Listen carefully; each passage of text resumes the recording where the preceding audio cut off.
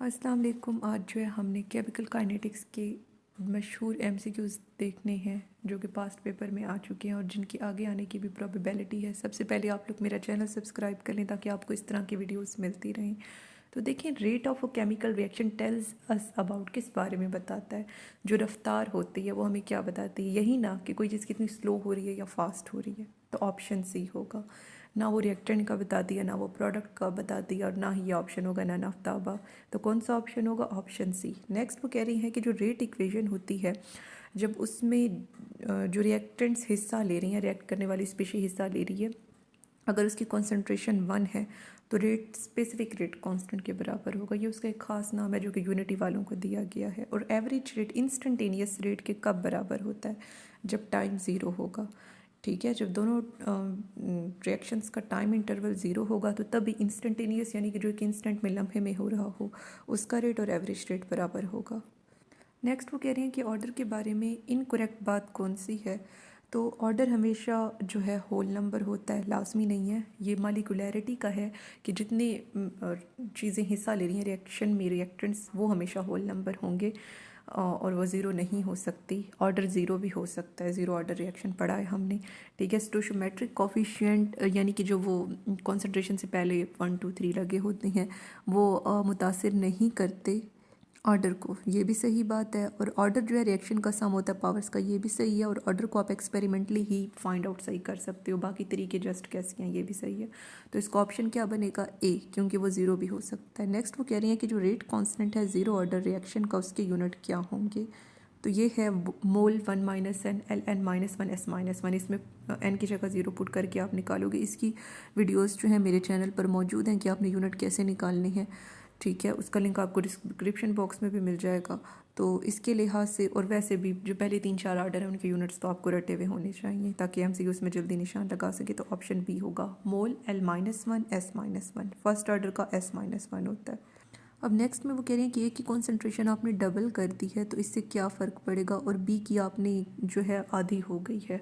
ऊपर ये रिएक्शन जो है दिया गया है, तो इससे क्या होगा कि वो जो रेट ऑफ रिएक्शन है वो ए के ऊपर डिपेंड ज़्यादा कर रहा है। इस केस में भी हो सकता है कि वो रेट डिटर्मिनेंट स्टेप हो, स्लो स्टेप हो, फास्ट स्टेप ना हो ए वाला। तो इस लिहाज से इसका ऑप्शन ए बनेगा। नेक्स्ट, क्योंकि इसे सही तो एक्सपेरिमेंटली ही फाइंड आउट कर सकते हैं। नेक्स्ट वो कह रही हैं कि जो रेट ऑफ रिएक्शन है वो रेट कांस्टेंट के बराबर होगा। हाँ, यानी कि जो रेट ऑफ रिएक्शन है वो रेट कांस्टेंट के बराबर कब होता है? आपने डेरिवेशन भी किया होगा, तो वो ज़ीरो ऑर्डर में होता है। नेक्स्ट वो कह रही हैं, ये देखें, ये न्यूमेरिकल इस तरह से सॉल्व होगा। पहले तो फर्स्ट ऑर्डर की हाफ लाइफ उन्होंने खुद ही बता दिया, फर्स्ट ऑर्डर है तो 0.693 के, ये आपने याद की हुई होगी। ये सारे ऑर्डर्स की आपने याद कर लेनी है। फिर है K1/T एल, यानी कि नेचुरल लॉग आपने लेना है initial concentration over final concentration. तो इनिशियल 2 थी, फाइनल वाली 0.15 थी। ये करने के बाद साइंटिफिक कैलकुलेटर आपके पास होगा या फ़ोन, उससे नेचुरल लॉग लेने के बाद डिवाइड करने के बाद K की वैल्यू आ जाएगी। ठीक है, K की वैल्यू को नीचे रखने और 0.693 से डिवाइड कर देना है तो 53.7, जो कि राउंड ऑफ करके 54 मिनट्स आता है। तो ये आंसर है हमारा। तो देखें, ये एग्जैक्ट 53.72 मिनट्स लिखा हुआ है, तो ये हमारा इसका आंसर होगा। नेक्स्ट जो है वो कह रही हैं कि जो हैबर्स प्रोसेस के लिए फिक्स है, अमोनिया बनाने के लिए आयरन है, इसके ऊपर मोलिब्डेनम आप प्रोमोटर के तौर पर जो है यूज़ करोगे।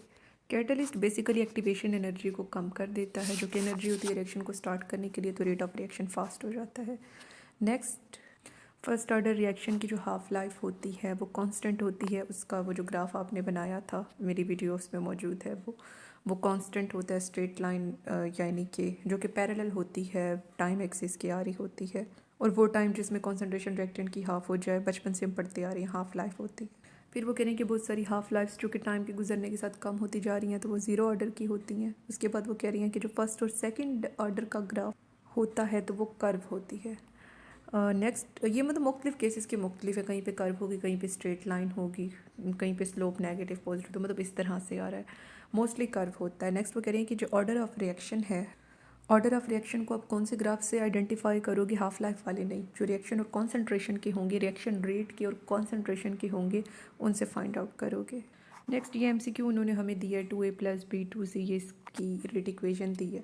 तो ये ए के लिहाज से, ए के ऊपर एक्सपोनेंट 2 है तो ए के लिहाज से सेकंड ऑर्डर है, और ओवरऑल बी का 1, ए का 2, तो थर्ड ऑर्डर होगा। ये नीचे जो है मैंने सॉल्व भी किया है, नीचे बस मैंने ए का लिखा है एक्स जो कि 2 है, वाई का 1 है 3, और ये बेशक यूनिट वाले फार्मूले पे भी पुट करो तब भी इसके जो यूनिट्स आएंगे उससे भी यही लगता है कि ये थर्ड ऑर्डर है और वैसे भी ये थर्ड ऑर्डर है। नेक्स्ट देखें कि जो यूनिट है फर्स्ट ऑर्डर रिएक्शन की तो वह -1 है। मॉलिक्यूलैरिटी, जितने नंबर ऑफ मॉलिक्यूल रिएक्शन में हिस्सा ले रही होती हैं वो होल नंबर होते हैं, वो ज़ीरो नहीं हो सकते। हाँ, ऑर्डर ज़ीरो हो सकता है। फिर वो कह रहे हैं कि अगर रेट ला कॉन्सेंट्रेशन पे डिपेंड नहीं कर रहा तो वो ज़ीरो ऑर्डर होता है। नेक्स्ट वो कह रहे हैं कि जो ऑर्डर ऑफ रिएक्शन है हमेशा इसे आप एक्सपेरिमेंटली ही सही डिटरमाइन कर सकते हो। उसके बाद वो कह रहे हैं कि अगर एक्टिवेशन एनर्जी कम हो जाती है तो रिएक्शन रेट ऑटोमेटिकली फास्ट हो जाएगा, और ये काम कौन करता है? कैटलिस्ट करता है। नेक्स्ट वो कह रहे हैं कि जो एक्टिवेशन एनर्जी है केमिकल रिएक्शन में वो डिफरेंस होता है एनर्जी का रिएक्टेंट्स का और एक्टिवेटेड कम्प्लेक्स का। एक्टिवेटेड कम्प्लेक्स के बाद जो है प्रोडक्ट बनेंगे। ये हमें किसने बताया था? ट्रांजिशन स्टेट थ्योरी ने। कोलियन थ्योरी तो कह दी थी डायरेक्ट प्रोडक्ट बन जाता है। नेक्स्ट कह रही हैं कि जो यूनिट है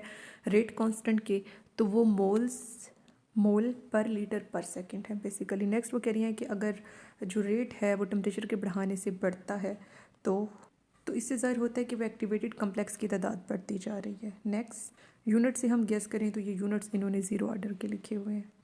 नेक्स्ट वो कह रही हैं कि जो रेट ऑफ रिएक्शन इसका क्या होगा, तो हमें पता है कि रेट ऑफ रिएक्शन लिखते हुए प्रोडक्ट ऊपर लिखते हैं, रिएक्टेंट नीचे लिखते हैं। तो रिएक्टेंट नीचे तो इनकी वैल्यू से भी की माइनस में, प्रोडक्ट की पॉजिटिव में। तो ये ऑप्शन सी सही होगा। इसके साथ ही लेक्चर एंड करते हैं। अल्लाह।